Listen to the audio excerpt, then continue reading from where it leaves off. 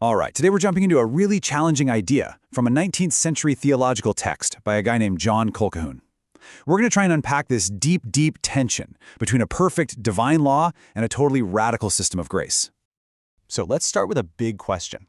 Imagine there's a law out there that demands absolute perfection. Okay, but what if it's also completely impossible for anyone to actually follow it? I mean, what's even the point of a perfect standard that nobody can meet? This is the central puzzle that this whole way of thinking is trying to solve.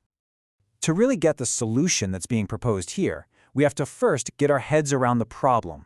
And according to this text, it all starts with understanding the very nature of God's law. See, in this view, the law isn't just some arbitrary list of do's and don'ts. Colquhoun says it's more like a perfect reflection. He calls it a transcript of God's own character, his own holiness.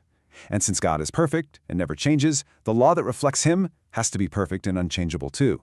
Now, the text looks at this one law from three different angles. First, it's like a moral compass that's written on every human heart. Second, it's a very specific contract, which is called the covenant of works. And third, it's a rule of life for believers. We're going to really focus in on those last two because that's where the heart of this whole argument really is.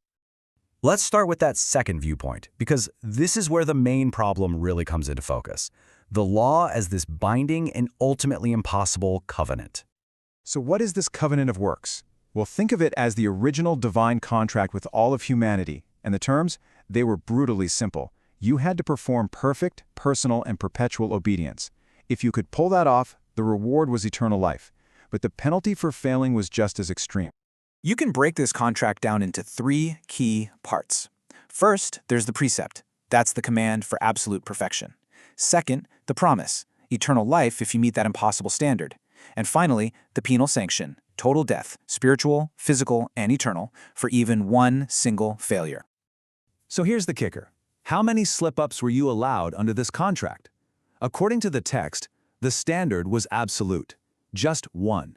A single mistake was enough to break the entire deal, forever shutting down any chance of earning life through your own efforts. And because humanity, starting with Adam, couldn't meet this condition of perfection, the contract was broken. And from that point on, its whole job in this theological system changed. It could never again be a path to life. Instead, its only purpose now was to be like a mirror, just showing failure and bringing condemnation.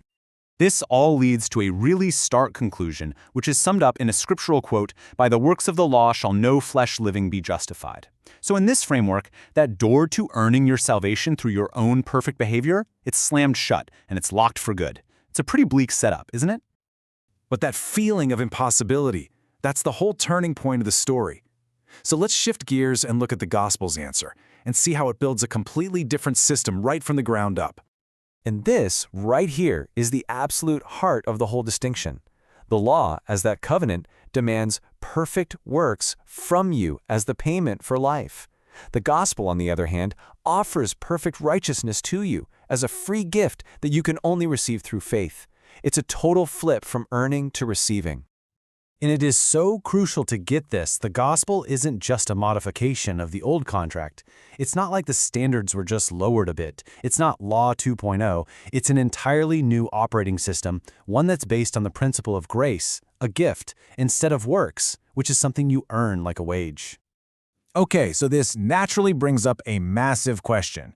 If the law can't be used to earn salvation and it only condemns, what's its purpose for someone who accepts this new system of grace? And this brings us to that third way of looking at the law reframed as a rule for life. So according to this framework, once that huge problem of condemnation is solved by the gospel, the law basically gets a completely new job description. It stops being that terrifying judge who's pointing out every single failure, and instead, it becomes a helpful guide giving direction for how to live. See how everything gets flipped on its head? The covenant of works commanded, do this and you will live. Obedience was the condition you had to meet for life. The rule of life reverses that logic completely. It says you already have life, therefore do this. Now obedience becomes the result of having life, not the cause of it.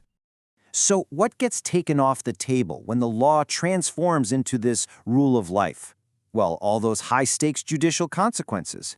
Colquhoun argues there's no longer a promise of earning eternal life through your good deeds, and this is huge.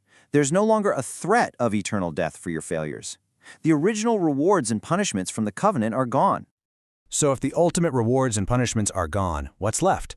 The whole system of consequences shifts from a courtroom to a family. The text talks about promises of gracious rewards like inner peace, and threats of paternal chastisements, corrective discipline from a loving father, not the final sentence from a judge. Now, I know this might sound like a really complex, in-the-weeds theological model. So why does this distinction matter so much? Well, the author argues it's the key to navigating a clear path between two major theological errors. On one side of the road, you've got the ditch of legalism. That's the error of trying to earn your salvation by obeying the law, basically mixing that old covenant of works with the new system of faith. And on the other side of the road, you've got antinomianism, which literally means against law. And that's the idea that, hey, because salvation is by grace, moral law is totally irrelevant now.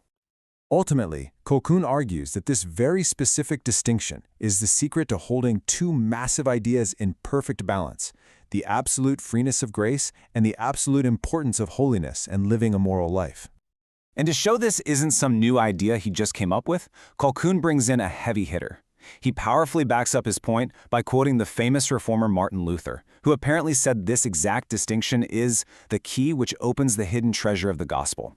So for these theologians, this wasn't some minor detail, it was absolutely foundational. And this all leaves us with a pretty provocative thought. This 19th century text is wrestling with a tension that still feels incredibly modern. So whether you're looking at this from a religious point of view or a totally secular one, how does this core conflict between strict rules and unconditional grace shape our own understanding of morality, of justice, and even personal growth today?